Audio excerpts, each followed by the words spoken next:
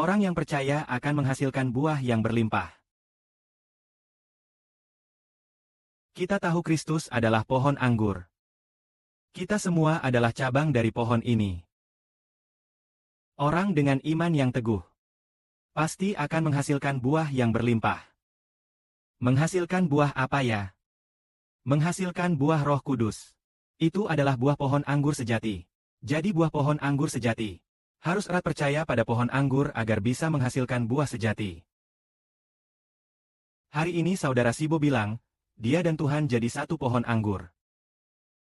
Bersama Tuhan, tetaplah mengikuti Saudara Sibo dengan setia. Saudara Sibo berkata, kita akan bersama-sama membangun sebuah bangsa besar lagi.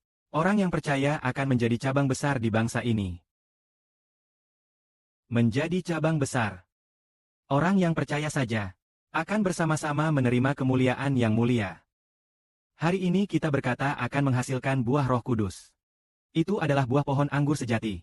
Karena iman saja. Seperti lagu yang baru saja kita nyanyikan. Hasilkan buah Roh Kudus. Juga memperkuat iman banyak orang. Bangsa ini adalah bangsa yang besar dalam iman. Misalnya saudara-saudari bisa lihat. Di Tuhan yang kita kasihi dan Saudara Sibo. Apakah iman Tuhan kepada Bapa sangat teguh? Sangat teguh. Sangat teguh. Maka Bapa membiarkan Tuhan. Keselamatan bagi seluruh umat manusia. Agar orang yang percaya hidup. Itulah iman Tuhan pada Allah. Iman kepada Bapa teguh. Maka Bapa memberikan seluruh manusia kepada Tuhan. Supaya semua yang percaya pada Tuhan mendapat hidup. Kelihatannya seluruh Alkitab berbicara tentang iman. Pertama-tama percaya pada Allah. Kita percaya pada Tuhan, maka aku akan memberikan Allah kepada kita. Jadi kita menyadari, baik dari Tuhan, dari semua anak-anak kita, semua bercerita tentang satu hal, yaitu iman. Iman yang kuat. Di antara para rasul Tuhan, ada salah satu rasul yang imannya sangat teguh. Tuhan menggantikan namanya menjadi batu karang. Yaitu Petrus. Namanya diganti menjadi Petrus. Batu karang apa maksudnya? Batu karang berarti orang itu. Apakah maksudnya orang bernama Petrus? Sangat teguh. Seberapa teguh? Sangat teguh. Sampai-sampai Petrus harus diberi nama baru.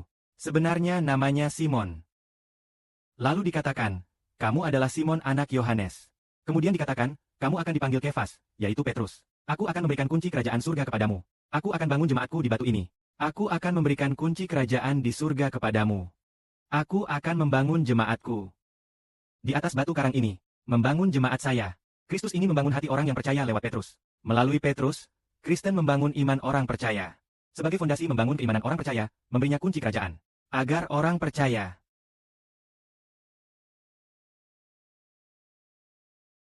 Yaitu Petrus sangat kuat imannya. Saudara-saudari lihat kenapa iman Petrus lebih kuat dari yang lain? Saat itu orang lain belum tahu Yesus adalah Tuhan. Lalu Yesus bertanya kepada murid-muridnya. Orang banyak bilang, siapa Yesus itu? Tidak ada yang tahu siapa Tuhan itu. Yesus bertanya, kamu, menurutmu siapa aku? Petrus langsung berkata, engkau adalah Mesias, anak Allah yang hidup. Maka Yesus berkata, Simon anak Yohanes, kamu diberkati. Karena yang memberitahumu ini bukan manusia, melainkan Bapakku di surga. Kamu tahu ini bukan karena petunjuk manusia. Bukan aku, tapi Bapakku yang memberi wahyu kepadamu. Aku akan membangun jemaatku. Di atas batu ini, aku akan memberikan kunci kerajaan surga kepadamu. Apa yang dibuka di bumi juga dibuka di surga. Dan aku berkata akan membangun pada piringmu ini. Membangun umat hikmatku. Membangun jemaat berarti membangun orang kudus. Yaitu memanggil melalui Petrus. Melalui piring Petrus ini. Untuk memanggil mempelai orang percaya. Melalui Petrus membawa satu persatu mempelai Tuhan ke sisi Tuhan. Artinya membangun umat hikmat Tuhan. Karena iman yang kokoh.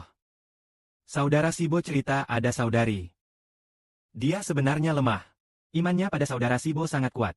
Saudari ini awalnya juga tidak pandai bernyanyi. Dan juga tidak sering menyanyi. Setelah mengalami penderitaan, imannya perlahan-lahan menjadi kuat. Godaan lama terus datang.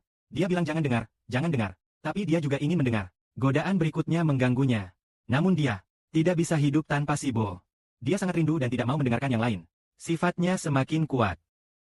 Akhirnya Sibo percaya Tuhan pasti memakai.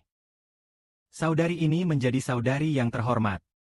Saudari ini dikenal oleh saudara-saudara, saudari Haha. Mengapa imannya begitu kuat? Bahkan menciptakan lagu berjudul, Raja Segala Raja, tahu dalam roh bahwa itu saudara Sibo. Ayah bermimpi itu benar saudara Sibo. Jadi iman yang kokoh akan menerima pembangunan dari Tuhan. Jadi hari ini kita memetik buah Roh Kudus. Keteguhan iman.